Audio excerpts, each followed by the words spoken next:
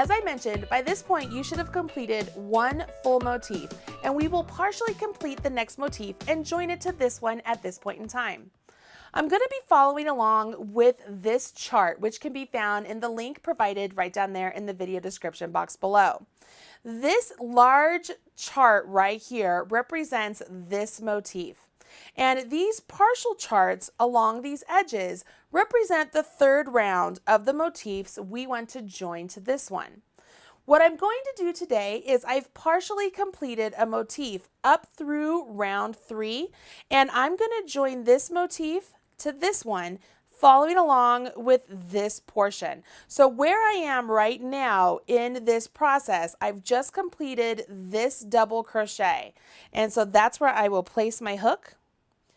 And I am going to go ahead and go on to my next double crochet, which is my 7th double crochet of my corner.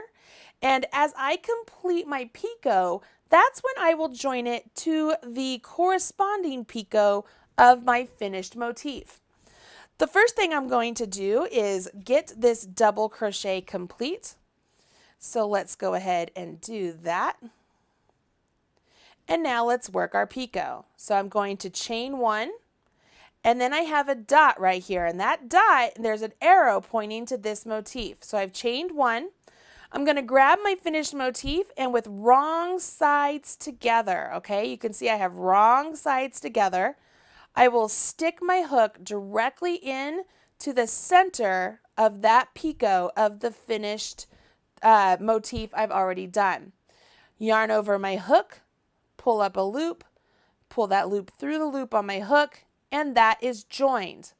Now I have to go ahead and chain 1, just as it's represented right here in the chart, and I will join with a slip stitch to finish off my picot.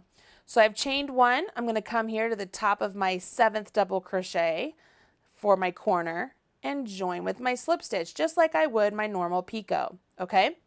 Now I will go ahead and finish off this corner. So I have to do 6 double crochets down this edge. Once I get down to the edge here, I will work the next section, and you'll see that's where there is another join that needs to happen. So let's get down here. Let's see, I've done this one. So 1, 2, 3, 4, let's see, 1, 2, 3, 4, 5. So let's do one more.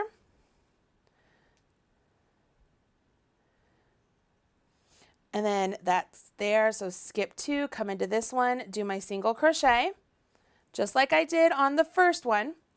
Now I can see down here in the chart that it's not simply 7 chain stitches, right? I have 1, 2, 3 chains, but you can see that symbol right there is a single crochet, and it's pointing to this chain 7 that was completed on the first one. So let's go ahead and do our chain 3.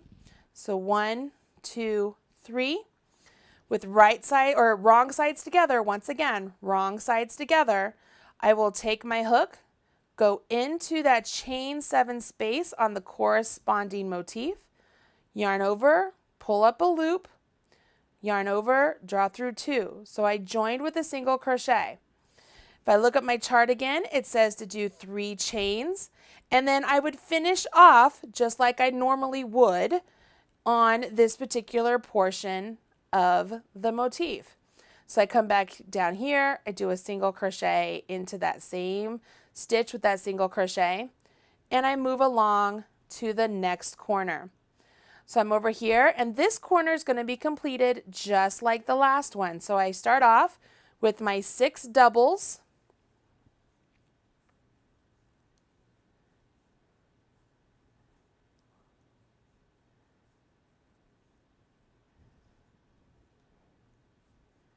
and my 7th double is the one that has the picot. So here we go. I'm doing my double crochet. Now I'm ready to do my picot. As I come down here and I can look, right here is where my picot is going to go, and you can see I have a chain 1, and then there's that dot again for a slip stitch. Now this arrow is pointing over there across the way, and the reality of the matter is it doesn't matter if I join it into that one or join it into that one or join it into that one. As long as these 4 corners come together and meet as one, that will work. So for the example here, I'm going to go ahead and join to this square just like we've been going along. And then maybe when I get to that one, instead of joining into this one, I'll join over here to this. You see how that goes? The point here is that these 4 points of the corners of the picots need to come together. So I'm at the point where I will work a picot. So I will do my chain 1. And with my wrong side facing me again, I'm simply going to go into that picot that is corresponding the other motif, do my slip stitch, chain 1, and then working back to finish my picot, I'm going to do my slip stitch into the top of that 7th double crochet there, and then I complete my square. So I will do my 6 double crochets down this edge.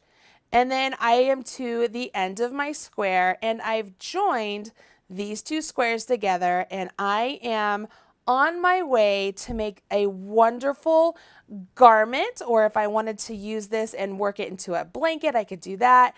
I could do anything I want.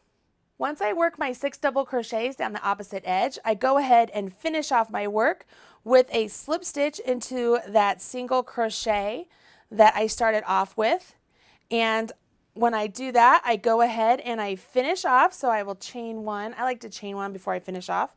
Cut my yarn. I always leave 4 to 6 inches so that way I can weave in my ends and give it a nice tug. I'm going to move this chart out of the way.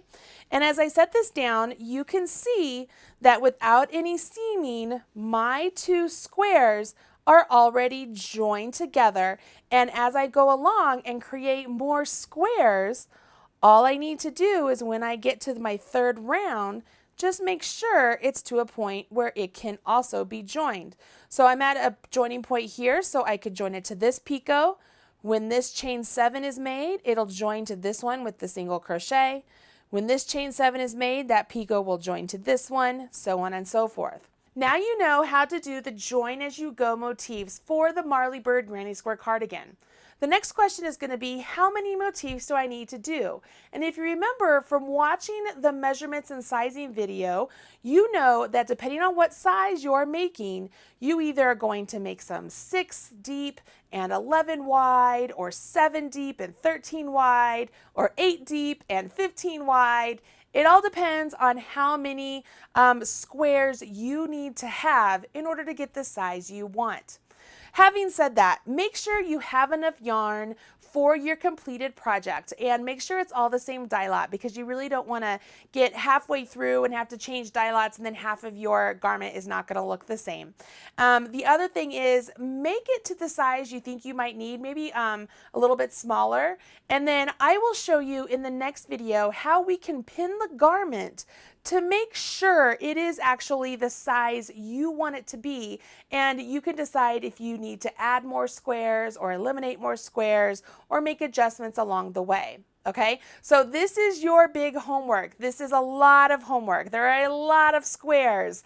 Just take your time, have fun, and most importantly, make sure each square is the same size. And if you want a little tip, weave in your ends as you go. Don't wait till the very end to weave in your ends. Take the time to weave them in as you're making each square. You will be a much happier person. Hope you enjoyed this video, and I will catch you again next week. Don't forget to join the Facebook group for the Crochet Along. There's a bunch of wonderful people in there all ready to offer you encouragement and help and enthusiasm. And as all of you are making your squares, it's going to be exciting to see all of the colors come together with this wonderful Red Heart Unforgettable yarn. I'm really enjoying this adventure together, and I hope you are too. I'll see you soon. I'm Marley Bird, proud spokesperson for Red Heart Yarns. Bye guys.